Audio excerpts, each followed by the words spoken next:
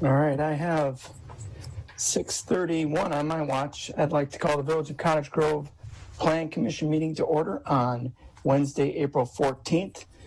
We are holding this meeting as a Zoom, so there is a link at the top of the agenda for both the Zoom as well as audio, if you prefer. The meeting is being recorded, so just so everybody knows that as well. We'll start with a roll call since we're on Zoom. Sarah, do you want to? Sure. Brinkmeyer?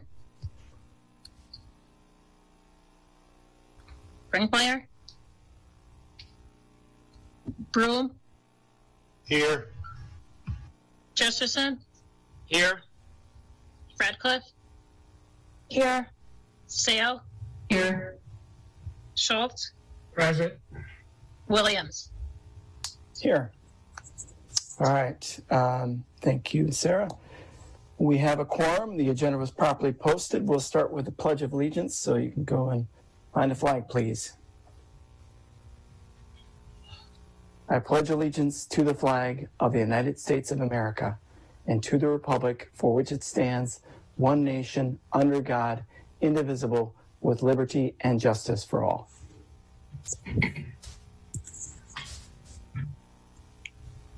All right. Next item is the item for public appearances, public's opportunity to speak on any subject.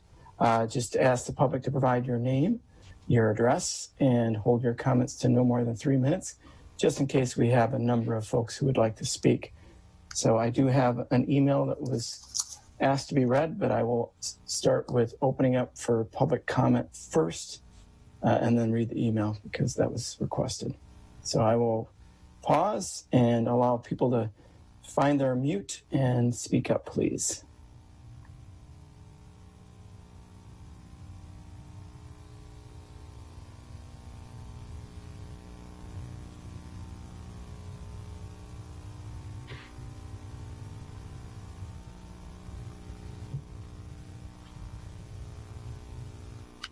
All right, if there is no one who would like to speak, I would like to share an email from a citizen, Cheryl Kuth, or Korth, I'm pronouncing that correctly or not, at 451 Ollie Street. This is in regards to the consideration of the neighborhood meeting as well as the development by Continental. Cheryl starts off at saying that they were not part of the 400 feet development area, but did attend the neighborhood meeting with Continental. Due to Ollie Street being close to Main Street, we already have being affected by the increased traffic, especially on Main Street because it becomes congested. Ollie Street is then being used as a throughway to get between Cottage Grove Road and Main Street. I have already spoken to Aaron and sent an email along with pictures in regards to this. I don't think it is right that a traffic study is being done by your engineer of Continental. We need our own village study done. Main Street is already a nightmare when school is being let out around 2:30, I'm sorry, excuse me. She goes on in the next paragraph, just summarize that that her and her husband took a drive over to the Springs apartment, which is developed by Continental, and it is near, behind the Menards over in Sun Prairie. The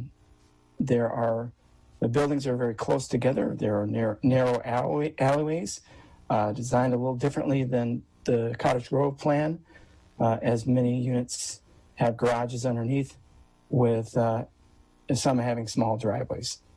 Other than were a couple garages and surface parking. Surface parking spots were small. You were barely able to get in and out with a vehicle. The dog playground was not as expected. The dog playground was not what I would expect in Cottage Grove.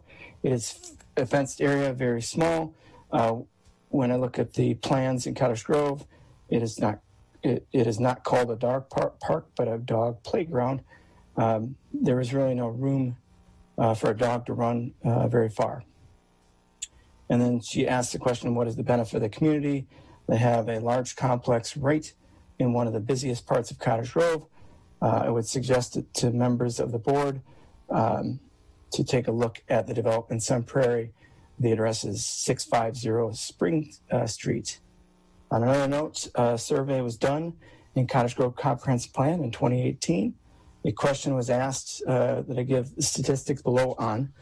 I don't know how many people are planning, board members are planning to be involved at this time, and the statistics were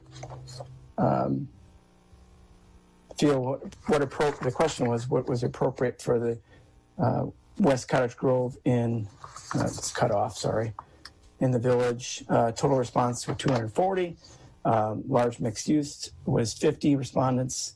Small mixed use 111. Two-story commercial office 93. One-story commercial office 117. Multi-unit apartments / condos 23. Townhouses 42. I would hope that you would consider the numbers in the survey and see what people wanted. It is frustrating when our voices are not heard. I would hope that something smaller could be developed in this area near the bank. Thank you for your attention and your concerns. This letter was provided to the commission members, or this email, I should say, as well as it is in the public record, albeit I rambled through there a little bit, but I think that is the gist of what Cheryl wanted to communicate. So I appreciate certainly the feedback from one of our local citizens. Item 5 is discuss and consider the meeting minutes from Plan Commission meeting on March 10th. Any edits, corrections, suggestions?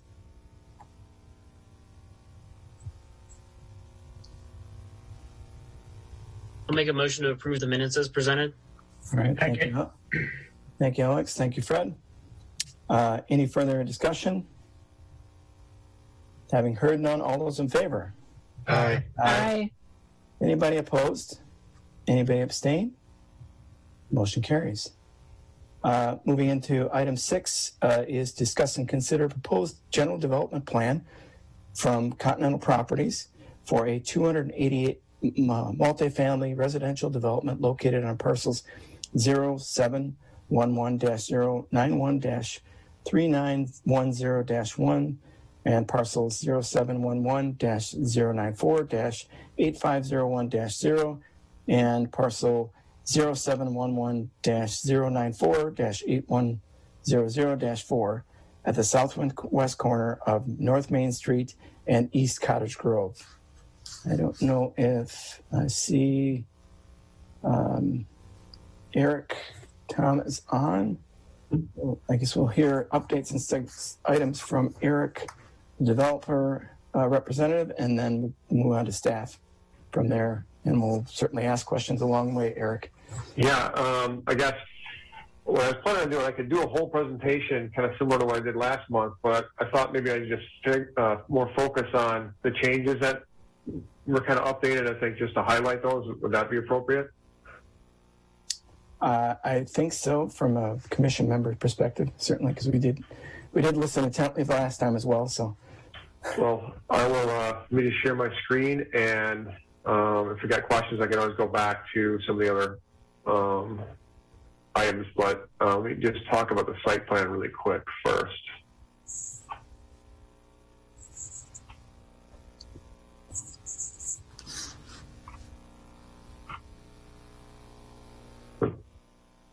Okay, can everybody see my screen now?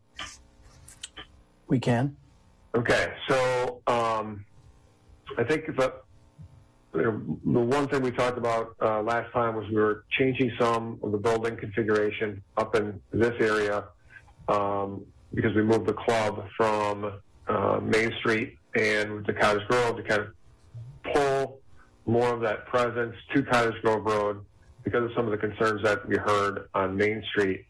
What we've done since then is we did a little bit more configuration We had building 6 was turned 90 degrees this way. We wanted to do, working with Aaron and staff, is to give more of that presence that we had in that first version. So we moved the 6th building here, so we've got that more edge along Cottage Grove Road, which is more in alignment with, I think, the intent of the comprehensive plan. All the other elements are still here. We are working in the background with our engineer, who's here today as well, on the pet playground areas for the community that we talked about.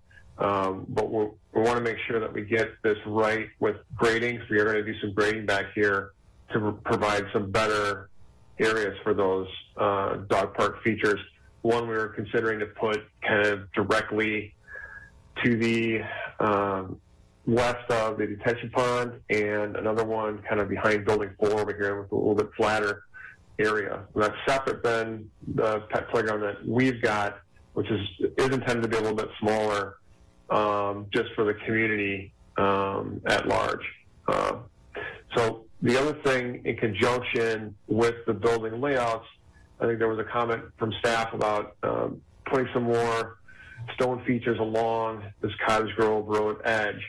And I just want to flip to that real quick. Come back to that in a second. So the elevations that we have, again, just kind of remind everybody, is this articulated side really isn't a rear side to these buildings. They're both kind of, the long edges are always more that front appearance. But what we're doing in the Cottage Grove Road buildings is we're putting in this tando stone up to the awning. I think there was a comment made by Aaron that we had provided tando stone on the 2 ends, but now we're also providing that in the middle to kind of highlight and give that more edge that I think we're looking for. So we would commit to do that. So we'd be changing the elevation that we have in your packet slightly to kind of have that, to include that comment. Really, the other thing I think that we heard about and kind of moved past that is, how far this building 12 was from the road right away. And we just wanted to make sure in scale, everybody kind of see this. It's like 73, almost 75 feet from this corner all the way to the pavement edge over here, which is a little bit more than the school right now. It's got 57 feet over here, so you just kind of see that in perspective as well. And at this point, we are providing, or we will provide, some additional landscaping along this edge as well.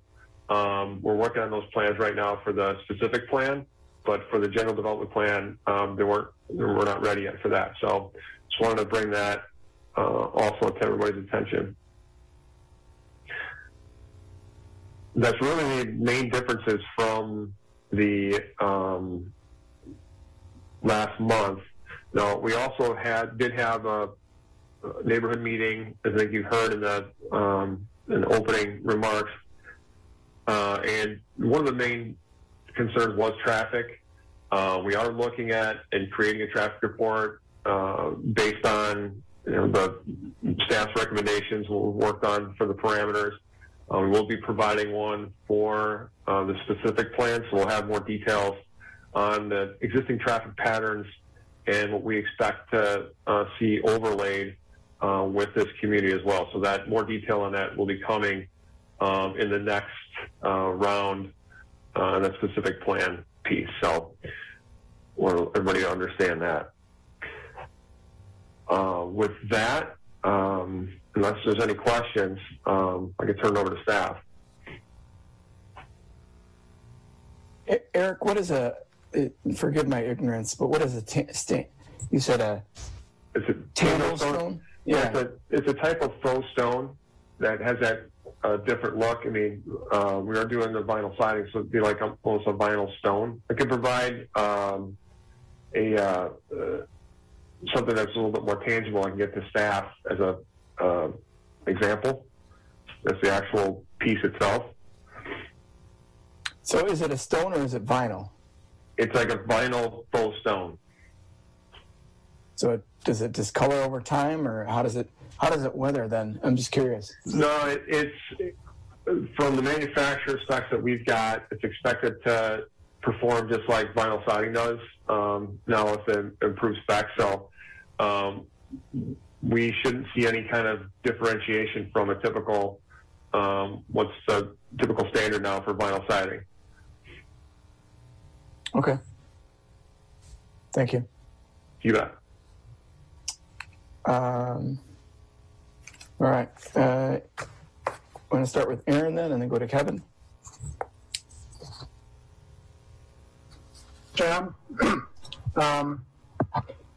should have the staff report in the packet. We'd be recommending approval of the GDP with a number of conditions. I can just walk through those.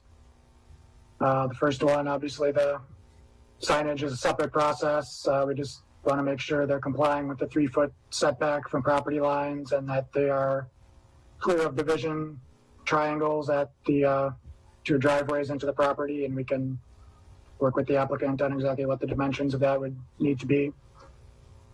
We have the list of differences from a base multifamily residential district that are requiring the PUD, just to have those recorded.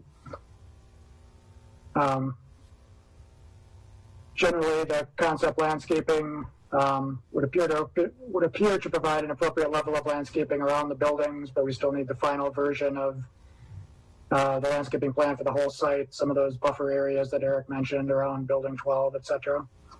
And that would be required with the PIP. Also with the PIP, we'll need to see the exterior lighting details, the photometric and cut sheets of any exterior fixtures they're using. Like to see details of what the trash enclosure is going to be, elevation or materials or something like that. Just to note, the applicant will have to pay park fees as described in ordinances or as negotiated with the village board via the PUD process. And the applicant shall continue to work with the Parks Department regarding the use and design of the parkland. And as Eric said, they're working through some of the grading issues and are planning to meet with the Parks Director and I sometime in the near future to keep working on that. And it'll probably go back to the Parks Committee again at some point.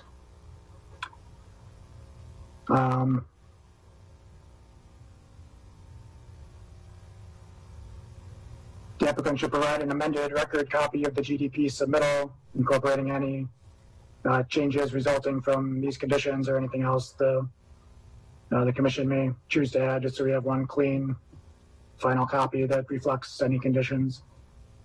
And then the approval of the GDP is subject to review of the applicant's traffic study by the village engineers traffic specialists. Those were the conditions I had. Just glad to see that Derek added a little bit of that stone material to the center portion. That was one thing we called out in the report as well. So Kevin, if you want to go over your report. Yeah, thanks, Aaron. I didn't have anything. I guess I won't go through every item on there. It's in the packet. I didn't really have anything new compared to really from last month when we went through it. In general, the items we had are basically, like Aaron mentioned, would be basically the traffic study, looking at that regarding the entrances. They did provide a traffic pattern movement for fire trucks within the vehicle or within the site, and that it looks to make the turns within the site that they've got as well right now. But at the entrances, as far as turn lanes and different things like that, so we'll definitely want to review that. And we've had a meeting with Eric and his team as well, so they're aware of this information as well. One of the big items is obviously going to be stormwater. They're doing some soil analysis and, trying to figure that information out as well.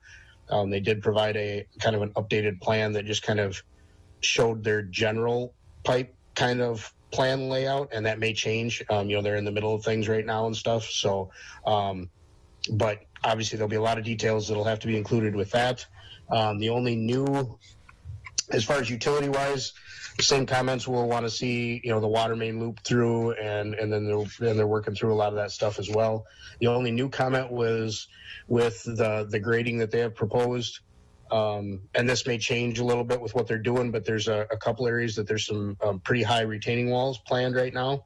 And so we'll just want to see some details on those as far as, they'll probably have to be structurally designed of some sort that they're working on, and there'll be some tiebacks and making sure everything stays on the property and things like that. So those were a couple items we discussed just based off a preliminary grading plan. That's the only real new comment I had, though. Otherwise, it'll just be reviewing a lot of those items. Kevin, you mentioned fire. Did Chief Archibald also, has he commented on this? Yeah. I don't know. I guess Eric, I think Eric had sent it to Aaron and I after we had a brief meeting with their team. I guess I don't know if it's been sent over to the fire department or not yet.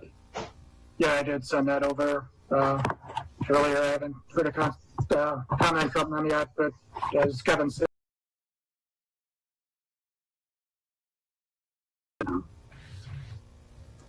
Okay.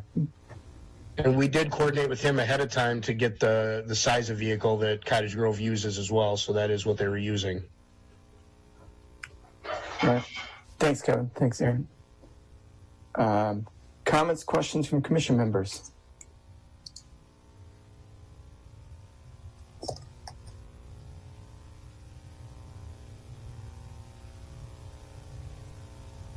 I guess I have a few then, if no one else has any right now.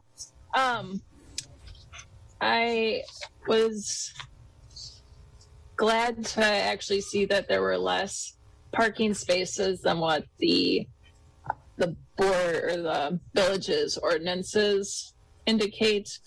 The 526 parking spaces is a lot, though, still, and I reached out to our sustainability committee and asked a member their thoughts about that. And Heidi Murphy notes that parking lots are a significant contributor to surface runoff. When stormwater runs off the surface lots, it takes pollutants with it into our environment, such as oil, gas, road salt, and garbage. In addition, the stormwater runoff from an impervious surface, such as parking lot, is at a higher temperature, which significantly changes the water temperature in surrounding bodies of water, altering the habitats for animals.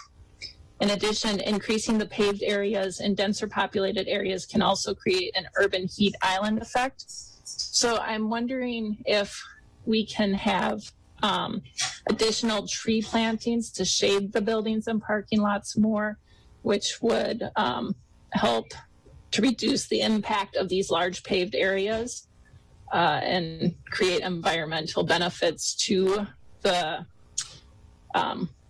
area and to our residents as well.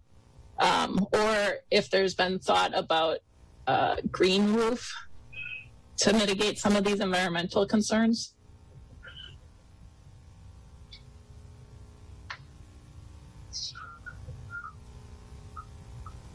I guess, yeah. Yeah, I guess I can start. We really don't do green roofs on our projects.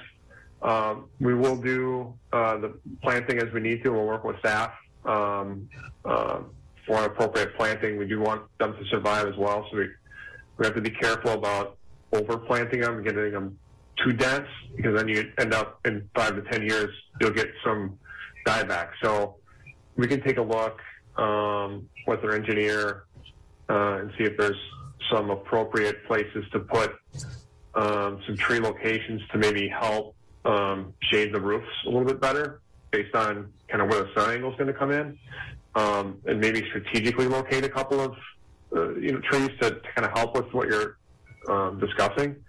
And maybe that's a good way to solve it. And maybe Kevin would comment on this as well, but with the detention system that we're putting in here, let me get share my screen real quick just so you can kind of see it. The intent on the storm systems is that there's a pre-treatment area where a lot of those salts and road debris would collect before it gets into the detention pond, and then the detention pond would drain probably to the south here into the wetland. I think that's where the natural flow is. So engineering-wise now, it's much better than it was 10 or 15 years ago, where we have to have these pre-treatment areas to catch a lot of those debris and things, and there has to be maintenance along with that to clean that out on a regular basis. So there is some kind of inherent pond design things that we have to incorporate in with the plan itself.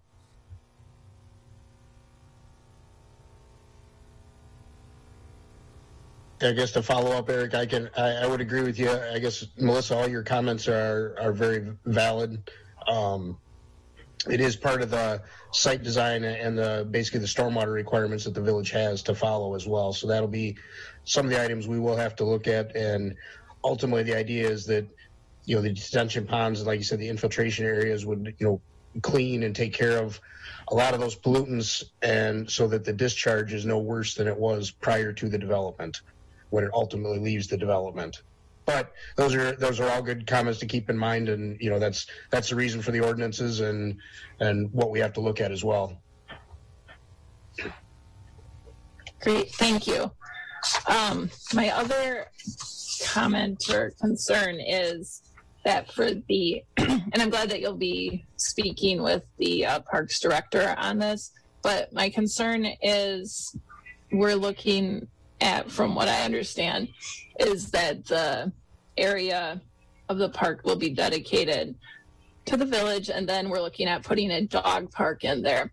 And I think that it seems kind of silly to have a separate apartment, small dog park, and then nearby a large village dog park. So I'm wondering if that might be something that you would be okay with not having, just a small one for your residents. Additionally, I think a parking lot closer to where the dog park is, rather than right near the Cottage Grove Road where it's currently, would make more sense. And lastly, I think we need more than just one pathway to get to the dog park, one off of Main Street as well, and possibly some consideration for parking over there. Otherwise, I can see people parking in the school parking lot to use the dog park. So I wanted to bring awareness to that. Yeah, one of the things that, as everybody knows, is a pretty hilly site. One of the things that you can't see in this plan is there's some very significant grades that happen behind Building 11 and this parking garage or this garage right here. And really, they don't really taper back until you get probably to about right in here.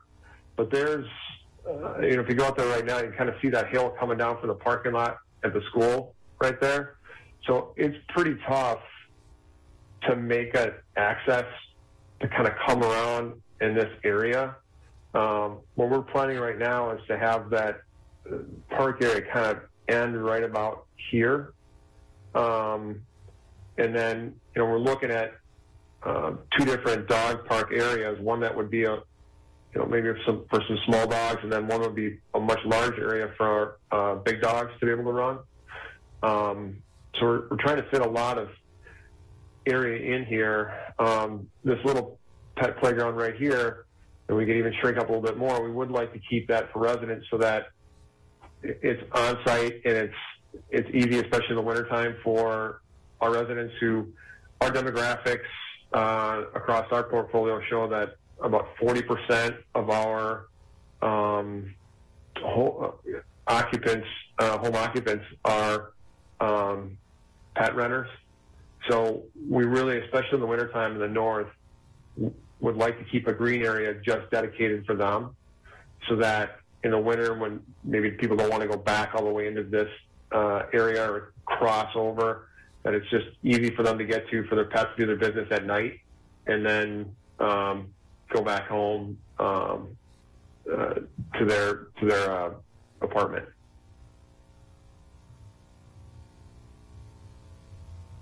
Hope that answers your question. Yes, and I know that you'll still work out the details more, and it's good that you're thinking of different ways of having it work too. So I look forward to seeing more information with that too. Yep. So one thing we're trying to be real careful with our engineer right now, and with the grading that we're doing, I don't want to overpromise something at this point. That's why we're trying to really look at it from an engineering standpoint to see what fits and what works, so that everybody has a good idea of how this could look. I think when this came in for a pet dog area, I think like 5 years ago, it looked like they kind of took everything plus the wetland and kind of included it in one big area.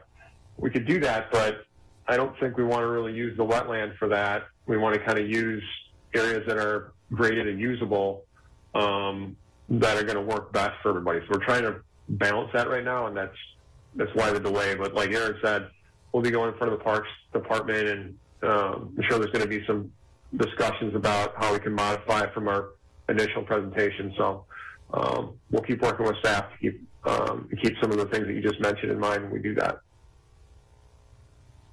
Great, thank you. You bet. Any other questions or comments from commission members? I have a couple, John. Kyle? So is this proposal all going to be conducted in one projected phase? Yeah, so how we do our construction on each project we do is it's more of a sequencing plan. So what will happen is, and these buildings may change around a little bit, but we would target, when we start construction, we would do all the mass grading, we would put all the utility infrastructure in, but we'll probably start this fall with the clubhouse building, and probably building 5 to be slated first, and 6 and 4, so this whole quadrant would be done first, and probably work our way out of the site going this direction. The way we have our consultants and our contractors work is we'll be pouring foundations in 5, they'll move to 4, the framers will come into 5, and they'll start working their way around the site until they work their way all out. And when we work with the inspection team, we'll be turning over buildings for COs with the areas for landscaping, everything finished out, and we'll be closing out parts of the site to resident traffic as we work it out toward the back end. Does that make sense? I don't have a sequencing plan here yet, but we could come up with one that kind of shows you how that would work. Yeah, thank you. That'd be great if you could put that together. I think that would be helpful. Sure, absolutely. And then I just kind of had a vague comment to some of the board members that just as a planning commission member, it's kind of hard to vote or make decisions on projects without kind of knowing the ask of the incentive on the backside. So it's just a kind of a statement to kind of keep that in mind when you're at a board level moving projects forward, just on the kind of the ask on the TIF. I can speak to that quick, John. Kyle, there is no incentive for this project. Thank you. Yeah. John, I have a question. Go ahead, Alex. Just to follow up on that sequencing. So if you start in the fall, is this a multi-year process? You're going to be done all 12 by the end of what's next year already? 2022? Does this stretch into 23? Does the leasing, does it, obviously you got to build the first one to get traction, the first 3 in that corner. I think that makes sense to have that finished and tidied up, and the way you have that laid out should work out really well for you. But pushing out to building 12, does it start to wait more for leasing agreements, or you're gonna build it and they're gonna be there? What's the timing look like, I guess? Sure. That's a great question. Well, typically they usually last about 18 months from when we break ground to go all the way through and get it built. Now, a lot of that will depend on the weather we get. If we get a really nasty early winter, that's going to delay some of our thoughts on how much we're going to get in the ground yet in 2021.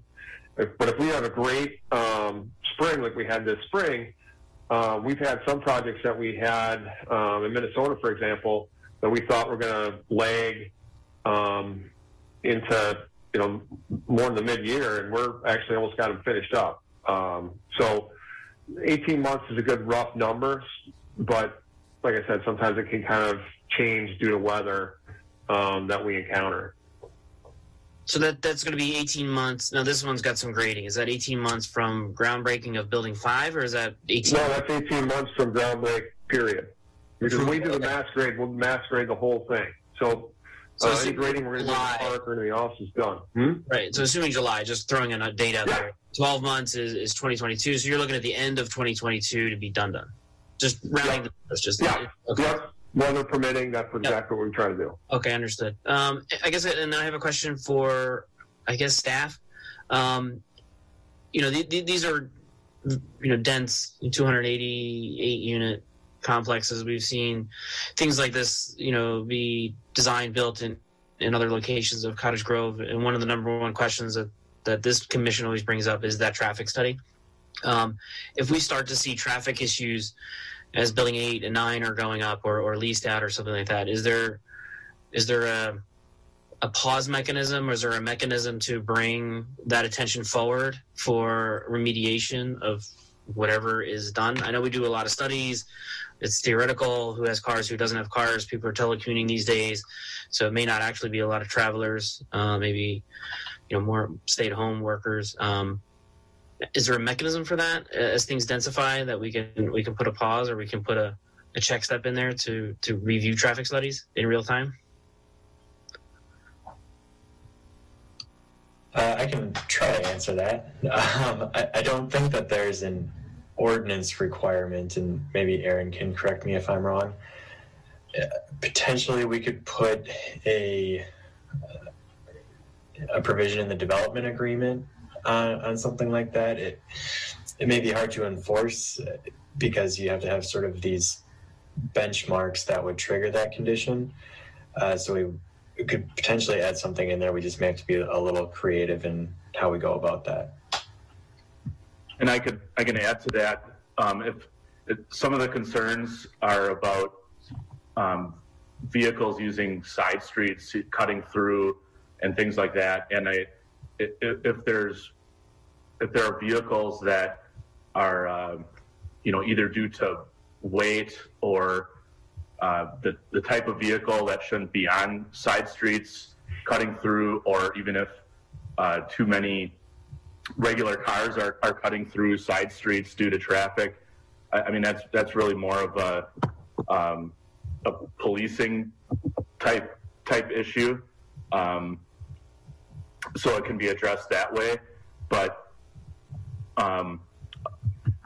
otherwise, I mean, the engineers at MSA will be evaluating the study to make sure that there's that the traffic flow is operating the way it should based on the amount of traffic that will be added, and there may be additional turn lanes or other traffic improvements that they'll recommend based on that study. So there's kind of just more yet to come, but we'll definitely want to work with the police department a bit if it becomes a issue with side streets. And it sounds like based on comments from people that live in the area, there's already some of that going on. So we'll make sure the PD is aware of that. Yeah, I think it's just something for us to think about as a commission, and then as a board and as staff looks at these things. The reality is Dane County, the economy of scale, to be able to build anything at this point is density, and I don't know, and so it's just something to think about as how this progresses, and when we do these traffic studies. So no, I appreciate all the comments. Thank you, Matt and staff. Eric, I have a couple more questions, and maybe Kevin Lord can help me on this. But the wetlands, I guess I don't see a topo on this. So does just basic knowledge of the site for me, the delineation kind of location looks like it'd be kind of on a high area. So would that have to be kind of adjusted, or has that been looked into? Yeah, I guess this is based off of the line we have right now is based off the previous when this came forward about 5 years ago as a PUD, and it didn't go forward. That firm at that time had delineation done, and the bottomlands kind of behind the school, if you kind of picture that, is that lowlands, and that kind of is what sweeps up in this area a little bit, and it's kind of where that wetland line is. Now, we did get, we've been talking to staff about just going back and re-verifying that line, so over time it hasn't shifted. We don't expect it to shift that much because really nothing's changed out there, but we can't do that delineation until probably early May because we've got to wait for the emergent plans to come out to make a really good determination. At least that's what the consultants tell me. Because I'd love to have them do that now, but that's what we expect. So that is a lower spot back in there. And I can tell you we've had our geotechnical engineers doing borings in this area too, to kind of make sure that we've got enough infiltration back there for the pond so that we know the pond will be able to infiltrate into the soil, but it's not bad soil from old wetland or something back there. So we feel pretty good about that location, but it might shift a little bit. Okay, thank you. And then, has the group ever done projects like this where they end up changing the multifamily apartments to condos in the future? Yeah. Or have they always stayed as apartments? We're an apartment developer and operator. So when we've developed these, they've always, if we refinance them or if, we have sold a couple of them, but they are maintained by, very big REITs, and they operate as one development. I can't say that they would never, if somebody wanted to come in 50 years from now because something changed, it can be broken up into condos, but we never even consider it because that's not how our operating folks work. Thank you. Mm-hmm. Any other questions from commission members? Comments? Maybe it was already said, when is the traffic study slated to be completed? So we're working on it right now. We will have it. We make our specific plan submittal, which will probably be, I think, toward the end of next, probably the 22nd or so. We'll have it ready to go. We're working on it right now.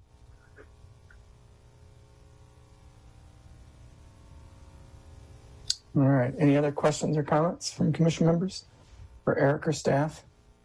Do we have a total projected improvement value of the project? I'm trying to think what it is off the top of my head. It's upwards of like 35 is the construction value. So it should be around that range. Thank you.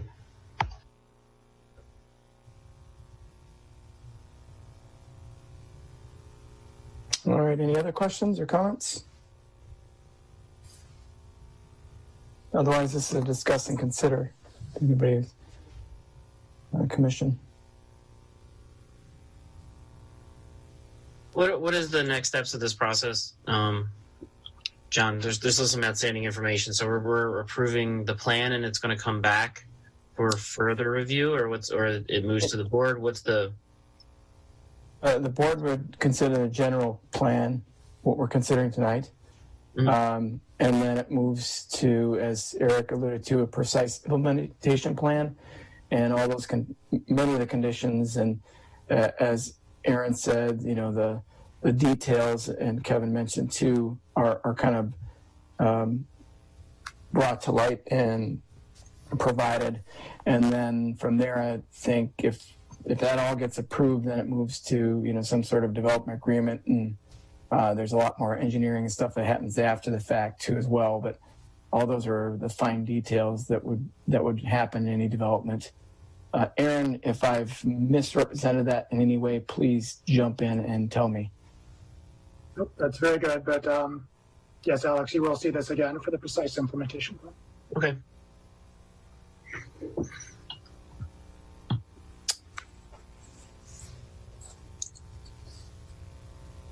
I just have one more question. That little square to the east of Wisconsin Bank and Trust, there's kind of like a void there. What is that?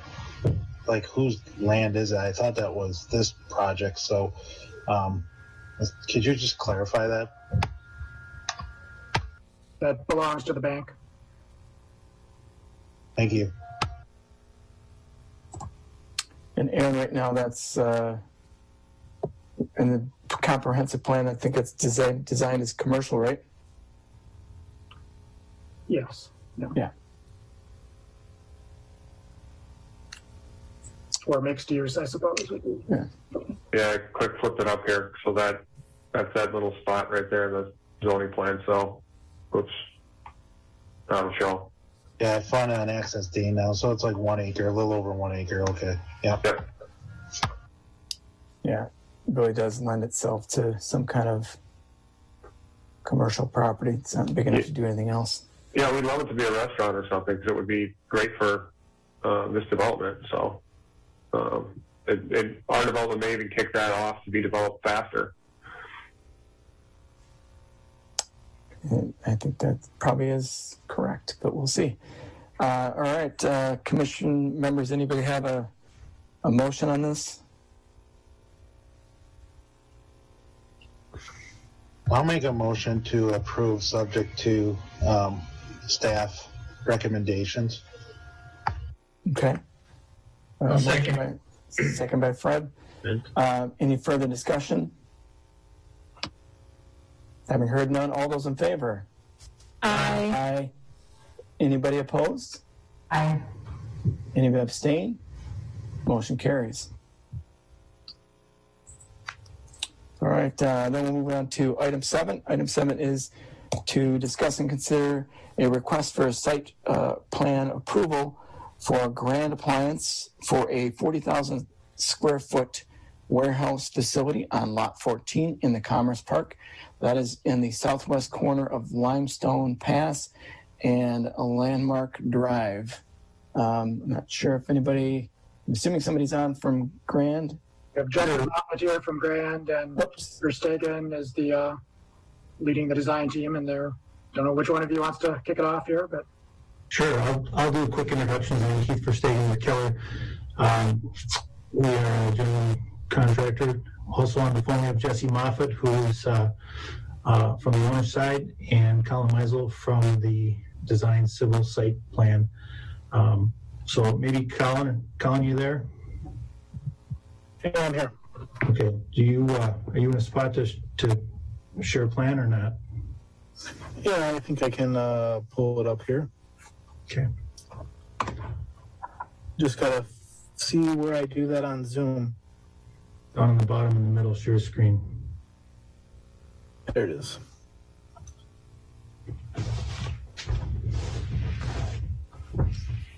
Okay. Let me know when this pops up. We can see it, Colin. So, got the existing conditions plan shown here. We just see a grid right now. You must have flipped to the next page. We saw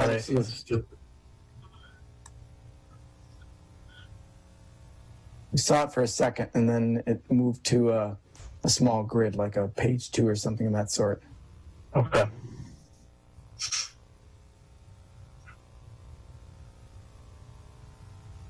Colin, are you mobile? Maybe I could probably do it. I think I have. Yeah, if you can pull it up. Yep. You have to unshare.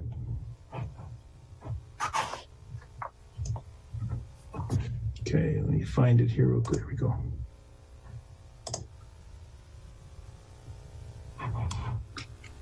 All Can you see I that? just want to jump over to the existing conditions page. I think it's probably page 3 or so. Yeah, back up. Nope, keep going. Probably page 3, I think is what it is.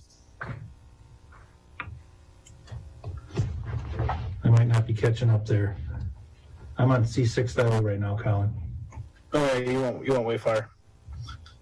We can talk off the grading plan. I think that's probably a good sheet. It shows the grading and everything we're pretty much intending out there. So the proposed building is a 40,000 square foot industrial building. It's got loading docks facing the north towards Limestone Path. It's on the corner there. It's a challenging site as far as grades go. There's over 20 feet of fall from the southwest corner to the northeast corner, which really made things challenging to fit a building in here. But the way we were able to do it is this is a precast structure, and we're going to use the building itself as a retaining wall for the grades. So in the southwest corner, the building will be sticking out. Keith, correct me if I'm wrong. I'm shooting from the hip on building elevation, but I'm thinking about 10 or 12 feet up in the air, and in the northeast corner, it's going to be significantly more in that 30-foot range in order to get the grades to blend in. You can see along Landmark, there's a steep area that we plan to riprap to blend in. Sidewalk is being put in along Landmark Drive and Limestone Pass. The site itself is all being graded to the east. There's an existing drainage easement there. However, there's not much of an existing ditch. So we are grading one in. We're making sure that it's at or below existing grade so that if a developer to the east ever wanted to build, that there is some depth net for them to discharge there as well. Although that site does really want to drain to the northeast, so if anything developed there, I would think the amount of water going to this drainage ditch would be minimal. So the entire site drains to that ditch, drains to the north under Limestone Path, and goes to the regional ponds that are built in the area for the Commerce Park. Keith, if you want to jump ahead a page or two to the landscaping plan. Oh, yeah. How about that?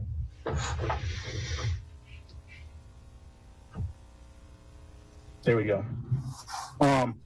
So the dark green areas you see on the landscaping plan are identified as native prairie grass. This will grow 3 to 4 feet tall, and we'll have native grasses and wildflowers mix in the prairie grass mix. That's designed to provide a lot of shielding of the building, screening of the building. Tall grasses like that will also help reduce runoff. Because of the thick grass, it'll really help reduce runoff as part of the site. We have several trees along the perimeter, and then especially along that east edge, we have several evergreens planted along there and some large landscape bushes to help screen that loading dock along that east edge.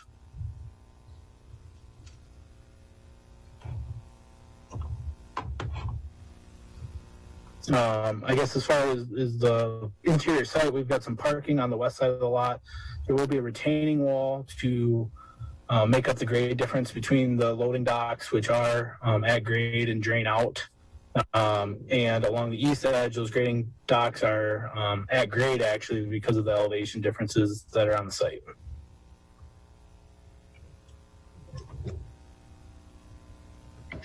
So that's, I guess, my quick rundown on the design and grading of the site, and open up to Keith, I guess, if he's got any comments or discussion on the building and the elevations. Sure. And I don't know if the team has seen this already, but I'll give you a quick look at what the elevations look like. And if you can see that plan, as Colin described, on the south elevation again, the building here is below grade in this area, and it quite a bit of grade change at grade on the east side of the building. This is the view along limestone, right, is on the west. So again, quite a bit of grade at the side of the building, and then there's a bank along the side there. So a lot of this won't really be visible from the road here. And I'll give you a look at the renderings as well if you haven't seen them. Just to give you a look at what that might look like as well. So,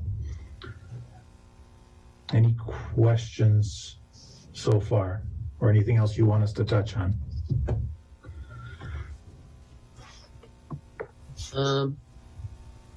Sorry to jump in. I think you said it was at grade docks, so that this rendering says truck dock height. I guess maybe I misinterpreted what at grade docks doors was. So the docks will be 4 feet below grade, but they'll be grading. A lot of times you see loading docks where they're kind of down in a hole. These will be grading out from the building, draining out from the building, so that it's not like they're down depressed. You can kind of see it in the upper left rendering how that truck's back in there, and you can see the retaining wall kind of holding up the parking lot, if you will, to the right side of the picture. Okay, so they're truck height doors. Yeah. Yeah. Okay. Yes. Fair enough. A lot of times there's a pit there and the truck down the hill.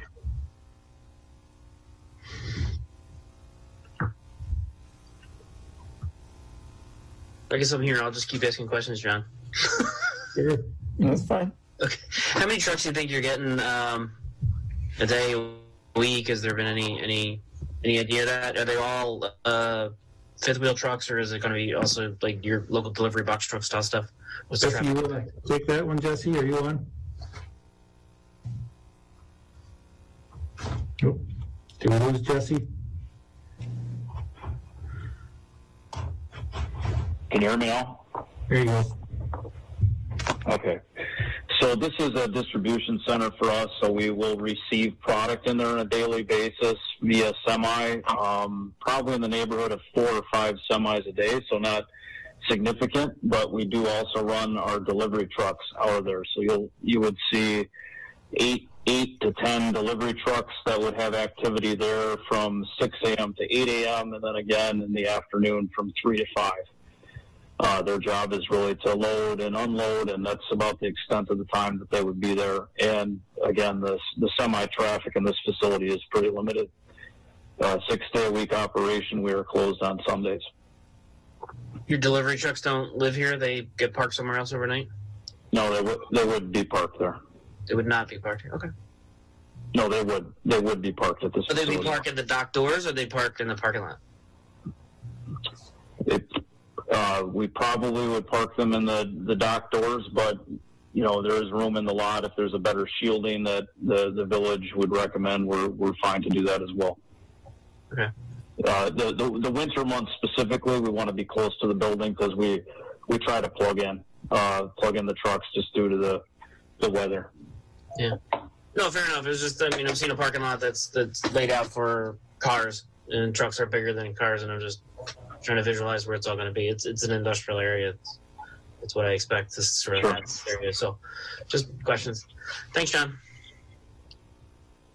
All right. Any other commission members' questions right now? We'll move to staff, and maybe that'll address some questions you guys have too as well.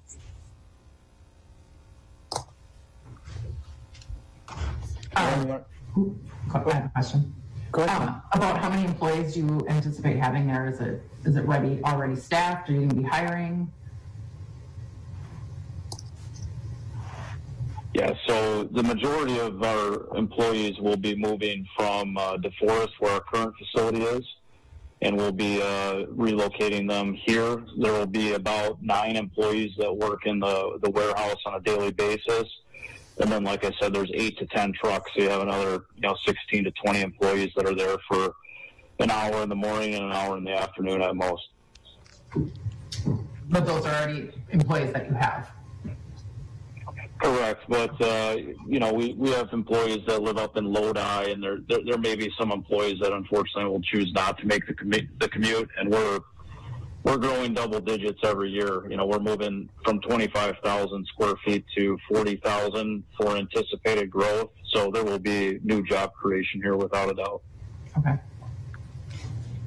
Thank you.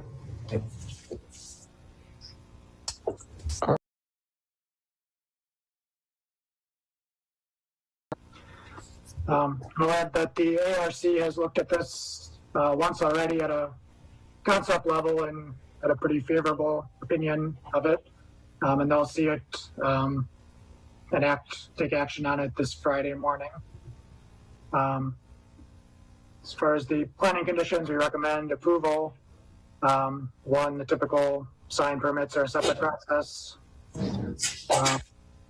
Number two, we'd be willing to grant a waiver for the street side setback due to the significant grade changes on the east side.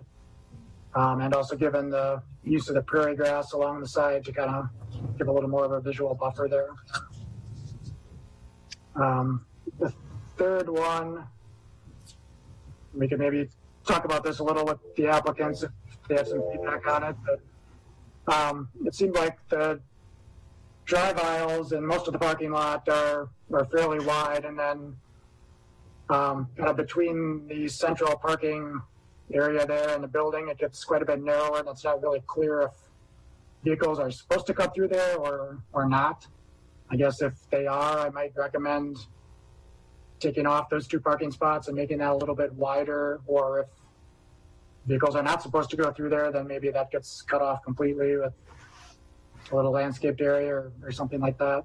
Because we also have the doors coming out of the building in that area too. It just seems like a lot going on the way it's laid out right now. Aaron, is that right here? Yes. Okay. I think we have enough room to move that parking to the north. Yeah. And allow traffic through there. Based on the latest information, we could just eliminate those stalls too. And I think that was maybe better. Okay. For the fourth one, we do have the rule in the covenants that prohibits any kind of, or that allows rooftop units, but if we have rooftop units, they have to be screened. Right now, they're planning all their mechanical units to be on the ground, but if that changes at some point, sometimes that happens during the construction process, we would need to make sure that that rule is still enforced and that they do screen something if they do that. And then finally, yeah, it should be a problem. Okay. And then typically there would be a landscape buffer required between an industrial property and residential properties to the south. This is kind of an odd condition because we have this 66-foot wide kind of remnant strip that's actually still in the town due to the way the Quarry Ridge area had to be annexed to the south. And that has a berm on it right now, and it's not really clear how or if that will get used. So what we've done, I know for Shared Medical, which was developed quite a while ago before my time here, but we allowed them to kind of forego their landscaping buffer until the land to the south developed. And I think we could do the same thing here, just put it in a developer agreement that if the land to the south develops, they would have to come back and put that buffer in. And Kevin, if you want to talk about your report. Sure. Thanks, Aaron.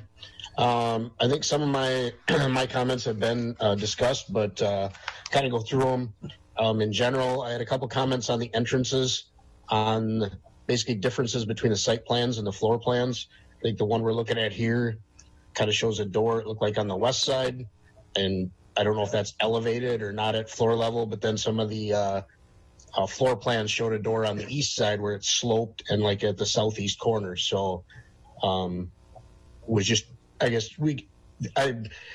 overall we're recommending approval. We can work with you on it and everything, just kind of checking some grades and different things on that. Basically, as you mentioned, with the grading on the east side that is on the 2 properties, basically we'll just want to have you guys notify the property owner to the east. We know it's in there's a shared easement through there and everything, but just want to coordinate that so that they're not surprised that grading is going on throughout that area, obviously, as well. Had a comment, just verifying kind of the location of, there's a handhole in the northwest corner of the intersection, just to make sure it's out of the sidewalk ramps and that up in the northwest corner there. I guess this is more on the parking. At the very front entrance, kind of where Aaron was talking about, I guess there's not a sidewalk per se in front of the building, really delineating the difference between the parking lot and, like, you know, a concrete entrance. I thought that the proximity of the handicap parking, if someone was coming in and someone was walking out the door, was very close. So whether that could get shifted or something maybe as well through there. Well, I guess I also had if those parking stalls in the center are getting moved to the north or whatever, that might address my question. I didn't know if that parking entrance that's not down in the bay, so I assume it's more delivery trucks. I didn't know if trucks sit outside there and just making sure people could get in and out of a parking stall if they were in that first one, if a truck was sitting there. Maybe the trucks go inside as well, so maybe that's not an issue or anything. There's just a comment I had.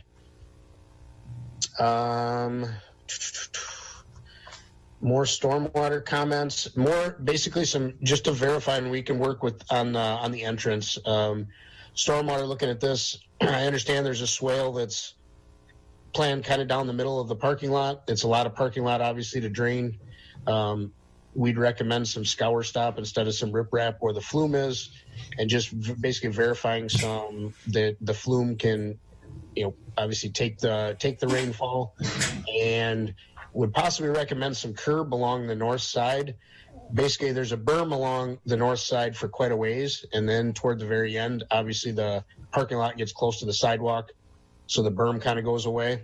And in looking at it, it looks like water under a good rainstorm or something could go right out that entrance. So whether we put in a curb and an inlet to try to get some water over to that swale, ideally we don't want the water obviously going out the entrance there. So that's kind of just a couple comments on that. And then I think Colin was talking about this too, regarding the basically the swale on the east side. Basically just making sure that if it does overtop at some point, just showing some calculations that it's meant to overtop in the street and obviously not flow across the property to the east as well. So just making sure the elevation on the east side and everything works as well. So, but these are all items I think we can work with them on. So we would recommend approval as well. All right, thanks, Ian. Thanks, Kevin. Any questions, comments from commission members?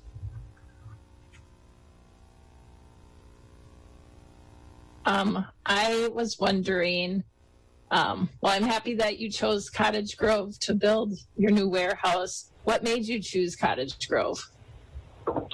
So logistically, it's a lot closer to our customer base. Right now we're in DeForest, and if you look at a heat map of where our deliveries are, we're doing a lot in Fitchburg, a lot in Cottage Grove, a lot in Sun Prairie, and it gets us close to our customer base. Our headquarters is also in Racine County, and we do some transfers to this location, and that helps us logistically. And we also like the population base that's in Cottage Grove versus DeForest. There's a lot more commutable population to help us staff our team. So we're pretty excited to be there. Great, thank you so much. The other question I had was, why does it have so many spaces if you only have like 9 employees a day? So the 8 to 10 trucks that each have 2 men in it, they're also employees that come in, park their car, jump in the delivery truck, and then they're gone for the day. So you have 20 there, and then you have, the 9 that work in the warehouse. So it's more like 29 people that will have a car parked there, but the 20 of them are gone doing residential deliveries throughout the day. That makes sense. Thank you. Mm-hmm. Other questions or comments from commission members?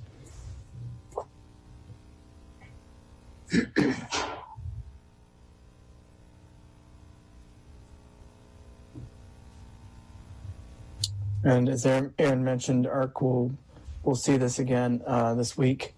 And the first round was just an initial presentation, provided some feedback.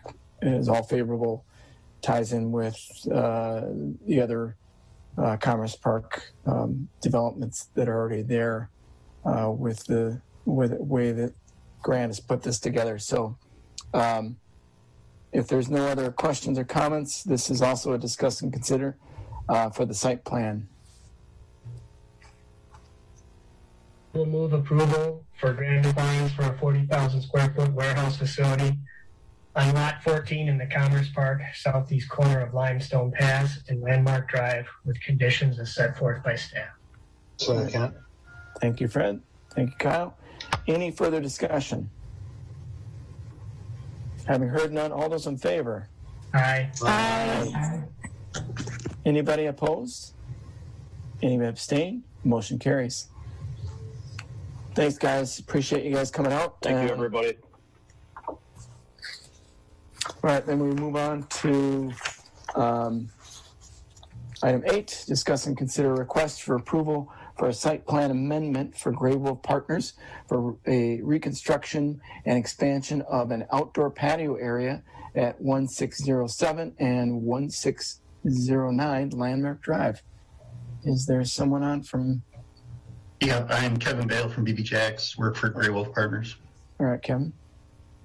You want to share the design and everything with us? Sure. So, let's see. Do you guys have that up there or no? Yep, we can see it. Okay. So, the hotel that we got going up, Cottage Comfort Suites, is here south of the patio, and this is BB Jacks north of the patio. We're trying to, originally they just had 2 small slabs coming out the back here for small patios on the original plans, right here and here. So we're just getting rid of this little bit of green space here in the middle and tying everything together as one.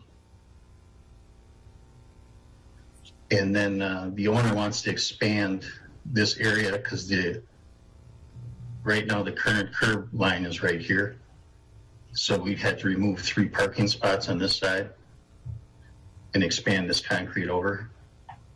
And we would do the same on this other side here. They're trying to create an environment between the 2 buildings that they're going to share both by the people that are utilizing Comfort Suites and BB Jacks. So he's got it in, plans here for fire tables and putting a lot more seating outside than they currently have.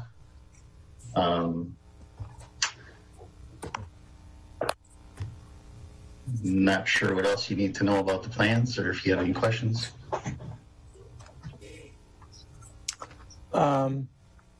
We can go to staff first, and then commission members can ask questions if they haven't. Thanks, Kevin. Thank you. Aaron? And I can add that Kevin and Joe Wagner from Grey Wolf sent over some information about the screening for the cooler that's been sitting out there for a while. It's going to be is it an 8-foot tall cedar fence, I believe? Yes, so that's going to be a dog-ear rough cedar fence that's going to be wrapped around this cooler on 3 sides, north, south, and west. So generally speaking, I think this looks good. As Kevin kind of pointed out, the previous smaller layout was shown in the PUD, but it was very conceptual, and this really fleshes it out pretty well. The only recommendation we had would be the owner recording some kind of a permanent easement, because it actually straddles 2 different properties. It doesn't matter so much now because it's basically the same entity, different LLCs or whatever, but the same entity owning both. But the day may come where they want to split that up, and having that easement in place, I think, would help them out in the long run. The other condition would have been, about the screening for the cooler, but that's being addressed. So. Okay. And the only one thing I didn't bring up is the fencing that they put on the east and the west side here was only coming up 4 feet on the east side and 6 feet up on the west side. And with the landscaping that they're going to add around the perimeter, it's just going to create a little bit more privacy for any of the guests that are there.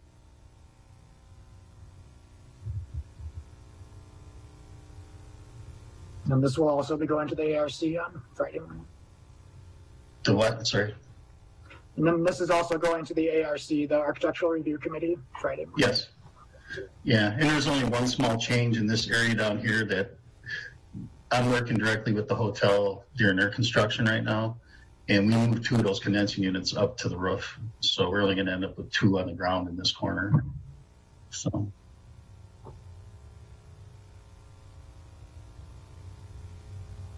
I don't know if MSA had any comments on this. I don't think there's really. I don't think I had looked at this one, John. I guess I would agree with Aaron's comment, though, about an easement, just like you said, for future. The only other item, I guess, off the top of my head is I think there's some utility structures back there, a couple of drainage things, so just making sure drainage works with the concrete back there. But beyond that, I don't see anything offhand. Okay. Thank you, Kevin. Questions from commission members? Is the stage movable, or is that permanent? That is, we're still working it out, but it probably more than likely is going to be permanent. So we didn't have a final design for that.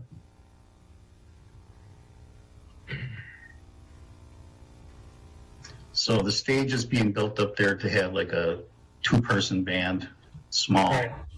You know, it's not, we're not bringing in big groups or anything back there. Because we manage both properties, we have to keep control of that area too, about noise issues and whatnot, and maintain certain hours out there.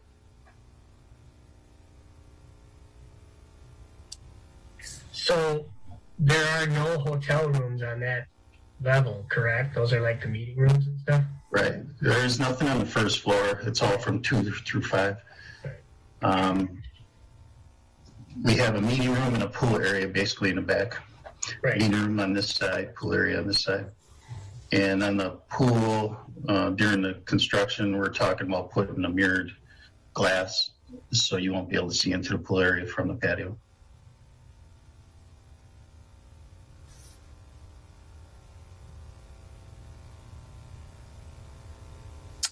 Other questions or comments from commission members?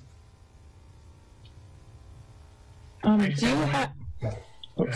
had one other comment real quick. I don't like the fact that we're losing 6 parking spots because I think parking is really tough. Right. So we are, in our 5-year plan, we're going to be replacing that asphalt parking for the 1607, or 1609, sorry, the existing building. And there is 3 cement fingers that come out here, and I'm not sure if they were decorative at one time, but I think we need to reconsider removing them because they're not part of any landscaping or anything. They're just a hard surface. And then we can bring back 3 spots by removing those fingers. Yeah. Thank you. Plus, I think that the hotel overdid parking too. So I would assume these people could use the parking in the hotel. Right. Needed, Yeah, right? the hotel, we're open to, having them park in the hotel because, we're the same entity almost. And then street parking is available there too right now. So I would, thank you. I was just I was wondering if you had something that showed the parking along with what you have up on the screen, because I guess how is it blocking off the parking? I'm having a hard time. From seeing. Can you see? Did this change for you guys? Yes. Yeah. So this corner here, with our curbing that's going on, it's going to continue along here, and at about this point here is where the walk-in cooler is going to be on the west. So that that curve is going to just keep rolling north. So it's going to be brand new curbing that extends from the hotel. And this was already laid out here to have this curb, and this just extends a little bit further on this side too. Okay. But then does the west side of the building that's next to, that area that's next to. Yeah, right here is the existing curb, and it's going to be pushed out to here. Okay. So it'll still be a drivable space behind the building. Oh yeah. And we'll have all this parking on the opposite side, and it's going to be easier because this is going to be driving through, but we got to I'm already talking to these guys. We got to put speed bumps or something back here, once we get close to this area. Okay, that makes more sense. Thank you. The other question, so if somebody does park on the highway end side of the building, is there an entrance to BB Jack's on this side? Yeah, so they're going to have this as an approach area, and then I'm sure we're going to have the ADA ramp this, bring it into here. They're supposed to set up a waitress station in these two corners here, so somebody will be able to see somebody as they approach and enter the patio if they don't come in from the inside of the restaurant itself. Okay, thank you. Kevin, did the garbage location move? No. Okay. It did not. Yeah, and that location is about right here. It was a little bit off. It's almost dead center of this corridor is where that center of the surround is. And we're refacing that, and we're going to go from, we're going to smaller containers on wheels in there because it's such a tight lane in there that we can't rotate a truck in there to pick up a container from the ground anymore. Thank you. Thanks.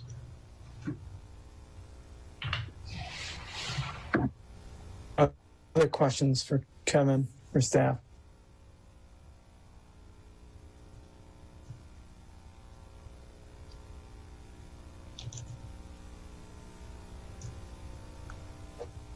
Otherwise, again, we'll be looking at this weekend as well. And this is another discuss and consider item for the commission. I guess I have one more question. It's not probably really a plan commission thing, but so the hotel we're in will not technically have a patio. It's going to be a shared patio. So we're working directly with the management. So S&L management is going to be the manager of the hotel when it's functioning, and we're trying to make sure that they're good with these plans that we're doing. So the back exit right here is actually close to the corridor for the elevators. They come out here, and there'll be signage that we're going to be posting on there, and then we're going to have stuff in the room saying that that the patio is available to the people staying at the comfort suites. But they can't carry their own. No carry-ins, right? No carry-ins. Yeah, they can go to Quick Trip in their room, but right. If you want to go out here because they got the band and have a soda, that's fine. You just can't have any carry-ins.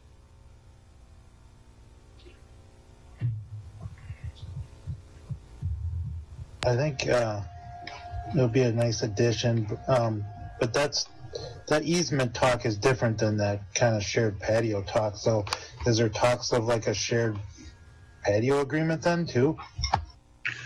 We have to get something in, for who's going to maintain it. Okay, I'll make a motion to approve, subject to staff recommendations, that easement and the shared patio agreement, and subject to the ARC recommendations. All right, thank you, Kyle. Thank you, Fred. Any further discussion? Having heard none, all those in favor then? Aye. Aye. Anybody opposed? Anybody abstain? Motion carries. Thanks, Kevin. Thank you, guys. All right. Next I will open up a public hearing, opportunity for public to provide input regarding proposed ordinance 04-2021 regarding park fees. So with that, then anybody that's still with us from the public, which would like to speak about that particular ordinance regarding park fees, can certainly feel free to speak now. John, I have a question. Yes, Alex. Can staff review this? I mean, the memo is attached to the minutes, and staff recommends park fees for multi-development family be adjusted, is the statement. I don't know why we're doing this. There was no why in the memo, or at least I couldn't find it. But doesn't mean I read it as thoroughly as maybe I should have. But I didn't see the why. Yeah, so this is something we've been talking with the Parks Committee about for a few months. One of the main issues is that as our ordinance is currently written, as you know, elements of a planned unit development are negotiable, and that includes the park fees. It's kind of anything that's in the zoning or subdivision ordinance, which has a lot of uncertainty to it as to what the fees are going to end up being then with a project like that. What we're looking to do is take that negotiability aspect out of a planned unit development and say the fees are the fees and that's what you have to pay, but to kind of compensate that, to have the multifamily fees be more of a per bedroom basis, just out of fairness to that type of development, which tends to have fewer people,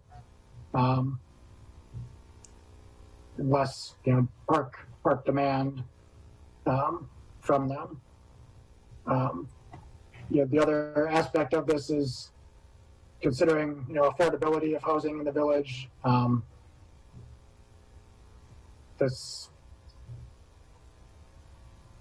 Most of our affordable units are going to be these multifamily type units.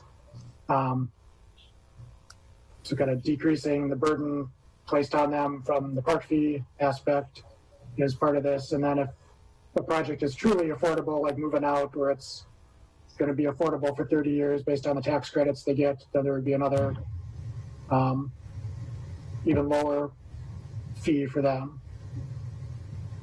Aaron, are we leveraging others that have kind of looked at this too, other communities?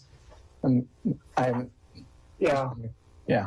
We looked at most of the communities around Dane County that are similar in size to us, and most did have a different fee structure for multifamily. I think Verona was another one that had the per bedroom idea to it, and I think most of them did not really have a negotiable aspect, even for a planned unit development. So this would bring things a little bit more in line. So then two more questions. Has there been budget issues to spawn this?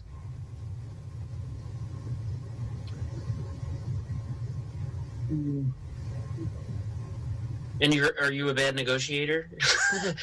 So like you're saying it's negotiated. Well, go in bigger, or whatever. I mean, I don't know what that means. So absolutely. One of the things that I think Plan Commission has been harping on for several years is consistency in our ordinances, so that developers understand what they're walking into. And clearly, setting up ordinances that are like let's negotiate creates confusion and inconsistency. So I got all that, but. I mean, have they encountered budget issues? Are we not negotiating well, and the village is losing opportunities? And then you also said, the affordable housing, there's opportunities to negotiate there is built into it, but also that's also putting burden on the village, right? I mean, so we don't want to.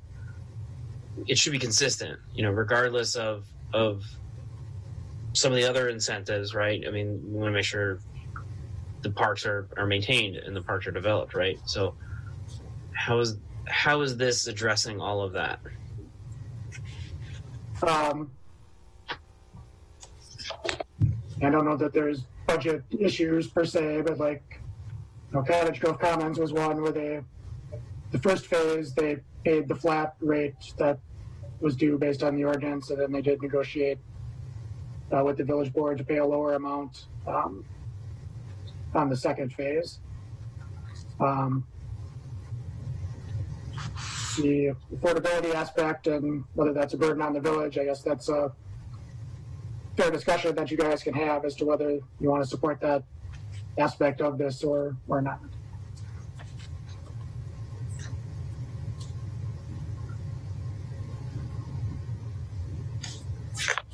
I guess I'm still not hearing a whole lot why that. This makes sense. Alex, go ahead, Matt. Oh, sorry, John. This was more of a directive from the village board mainly due to some of the awkwardness with trying to negotiate that last deal with Cottage Grove Commons. And, it's difficult once we get to a point where essentially the developer is saying, we won't be coming here if we don't get X. So either we stick to our guns or risk losing the development. And I don't think the board liked that process and just asked us to research other communities and come up with what may be an easier process going forward. So if somebody came in and said, hey, I want to build a 4-bedroom house and this 600, what's the variance? 4-bedroom house, old ordinance versus new ordinance. What's the variance? It's not to do with homes. This is only for plan unit development, multifamily. So, the amount would be the same for that. Oh, I'm sorry. Maybe I misunderstood the question there. Yeah, so what's the variance? If I came in and said, hey, $600 is going to make my project walk away, you still wouldn't try to negotiate $600 somewhere? Or whatever that fee ended up being? I'm sure it was more than $600. Yeah, we're talking about millions of dollars. On a park fee? Mm-hmm. Yeah, when you're talking about 700 units. Now you're putting in context. Okay. Yeah. Now the context is starting to show up. And that's kind of what I'm missing. Yeah. I don't see the context, right? I'm like, okay, the first sentence starts off with $600. I'm like, he's putting in a $35 million. Do you remember, Aaron? And we're $600. Do you remember, Aaron, if it was under the old fees with just the second phase of Cottage Grove Commons? I want to say it was. Am I misremembering? Was it maybe $3 million? I always remember 1.3. 1.3. Okay, there was a 3 in there. So is 1.3 for the initial ask for park fees? That's what per the ordinance. Right. That's the starting point that we always start with. So what's the new ask for park fees in that case? With the new ordinance? Or it's not even an ask, it's not negotiable. What is the new non-negotiable number for park fees for that building? For that project, I would have to recalculate it because, again, it's the per bedroom thing, so I'd have to go back and look at. And without the ability to negotiate, are you potentially putting developers in the same position where they're going to walk away? Yeah, I forget how many bedrooms that Commons was. I don't remember. Yes, that's a possibility, Alex, but I feel like based on the research that we did with other communities, we're certainly not an outlier. So if someone's looking to develop in Dane County, these are the types of fees that they would expect to see. And if we had a series of misses on this, then we could certainly just go back to the table and change these. If I could just add one comment in there. So like Aaron said, with the plan unit development ordinance, it currently allows for negotiation to take place. So essentially what happened is the developer did one development under the old fee structure, and then the park improvement fees the park fees went up within the year after. So it was a substantial increase over what their expectations were. So by spelling it out in the ordinance and not providing that discretion to negotiate, where the developer was going to say, I want to come to the board now and try to get these fees lower. If you just put it in the ordinance, you're putting the developer and any, potential developers on notice of what your fees are and that they're non-negotiable.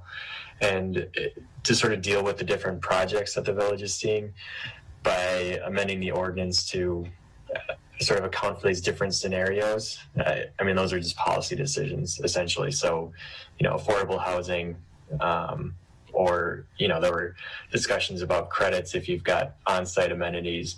Those are just policy decisions that are sort of built into the ordinance to address some things that have come up in recent development projects. As we're discussing more as a commission, I'd like at this point to close the public hearing then, since we've given opportunity for those that wanted to jump in on this. There's one there, John. I may have jumped in too early. Sorry. Oops. I see. Cheryl? Is it? Oh, you're on mute. There you go. Okay, so if these fees would be going in, what happens to the development at the bank? Has that all been, they've already will commit to current fees, or what would happen if these fees were increased? And the reason I ask is because I had asked the developer, I had spoken with him one day and said, well, why can't we reduce some of these, I'm going to move this a little bit, why can't we reduce some of the number of the apartments to 188 instead of 288? And he said, we just can't do it because we wouldn't be able to afford the area because it takes a lot of development in the area. So I guess my question is that as far as these fees, what happens if you have fees on 288 units for parks with this group? I can answer that, John. Okay. Hi, Cheryl. Any development that's it all depends on when they applied. So, being that the Continental development has already applied, they would fall under the current ordinance. Okay. Then this hasn't been passed yet. So. Okay. Thank you. Yeah, this ordinance would only go into effect for development that hasn't even applied yet. So. Okay. Thank you. Yep. All right. So thanks, Cheryl. All right. So now at this point, I will close the public hearing portion of this, and we'll continue the conversation. So this is obviously more in line with other communities that are dealing with these large developments, and it was raised as a concern by a couple of developers already when they came in. There was an adjusted fee structure, as Aaron referenced, for that particular first development for Cottage Grove Commons that kind of started all this in the discussions. So at that point, the board felt like we should just take a look at this and be consistent, or at least in the same range with other communities around Dane County, and leverage best practices, as we always do when we look at an ordinance. So I think that's what's been done. The board asked for the Planning Commission to take a look at it because you all have, take a look at developments as they're coming through with the various steps that they need to do. And particularly in larger developments, you see them multiple times. So that's why it's in front of this commission right now to get your thoughts. Aaron, did I sum that up correctly? Yeah, and because these are referenced in the zoning ordinance and the subdivision ordinance, we have to have the public hearing here. So have we missed the boat on the 4 developments that are currently underway right now? I don't think so, because they're underway. They still have They would fall under the new ordinance? No, they'd still go under their prior ordinance because this is not yet approved and placed out there. Were they all negotiated away? No. Yeah, there was a significant change. What was that? 2 years ago? There was where the fees were adjusted because we were actually again, best practice. We were running behind some of our fees than other communities, but then there's always been this negotiation for larger developments in there.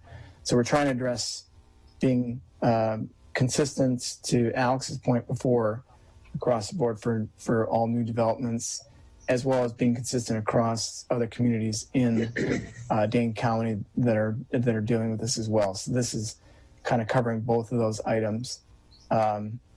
So the only one I'm aware of that negotiated out was Cottage Grove Commons Phase 2, correct, Matt? Correct, and I wouldn't say negotiated away, just negotiated down. Yeah, it was to our old rates. They're still paying, I believe, $600,000 or something like that in parks fees. So. Thank you. Yeah, and I would say we're not missing the boat on any of the other ones because they're paying more than what this under the current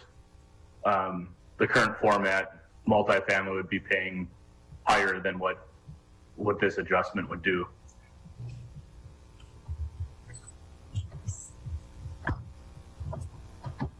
Any other questions or comments? This is a discuss and consider item 10 for the ordinance. I don't know if others and the commission have comments or questions.